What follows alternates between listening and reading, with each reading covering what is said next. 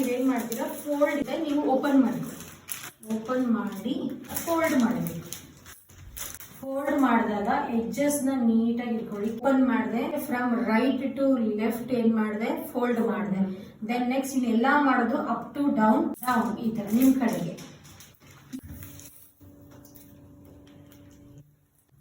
Okay, so next ಏನು ಮಾಡಬೇಕು, up to down same ಆಗಿ ನಿಮ್ಮ ಕಡೆ ತಿರ್ಸ್ಕೊಳ್ಳಿ. ಸೇಮ್ ಲೈಕ್ ಪೇಪರ್ ಫೋಲ್ಡಿಂಗ್ ಮಾಡಿರೋದು ಕರೆಕ್ಟ್ ಆಗಿರುತ್ತಾ ಅಂತ ಗೊತ್ತಾಗಬೇಕು ಅಂದರೆ ನಮ್ಮ ಪಾಮ್ ಸೈಜ್ಗೆ ಇರಬೇಕು ಇದು.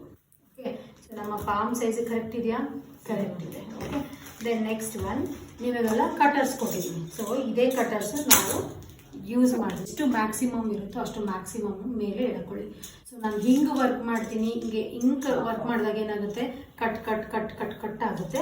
ದೆನ್ ನೆಕ್ಸ್ಟ್ ಒನ್, ಇಲ್ಲಿಗೆ ನೀಟಾಗಿ ಪ್ರೆಸ್ ಮಾಡಿ ಇಟ್ಕೊಳ್ಳಿ. ಲೂಸ್ ಆಗಿ ಬೆಟ್ರಿ ಅಂದರೆ ಹೋಯ್ತಿದ್ದು. ಹಂಗೆ ಸಲ ಸ್ಲೋ ಆಗಿ ಹಿಂಗೆ ಕಟ್ ಮಾಡಿ ಹಾಗೆ ಇಟ್ಕೊಳ್ಳಿ. 4 ಸೈಡ್ಸು ನೀವೇನು ಮಾಡಬೇಕು, ಕಟ್ ಮಾಡ್ತಾ. ಇದರಲ್ಲಿ 16 ಪ್ರೀಕಟ್ ಶೀಟ್ಸ್ ಆಗುತ್ತೆ. ಒಂದು ಶೀಟಲ್ಲಿ 16 ಆಗುತ್ತೆ. ಇದರಲ್ಲಿ ಎಷ್ಟು ಪ್ರೀಕಟ್ ಶೀಟ್ ಮಾಡ್ಬೋದು ನಾವು? 16 ಶೀಟ್ಸ್. ಓಕೆ, ಯಾರಿಗಾದ್ರು ಡೌಟ್ ಇದೆಯಾ? We are completely done. ನೋಡಿ, ಇದೆ ಟ್ರಾನ್ಸ್ಪರೆಂಟ್ ಶೀಟ್, ಅದು ನಮ್ಮ ಕೈ ವಿಸಿಬಲ್ ಆಗಿ ಕಾಣಿಸುತ್ತೆ.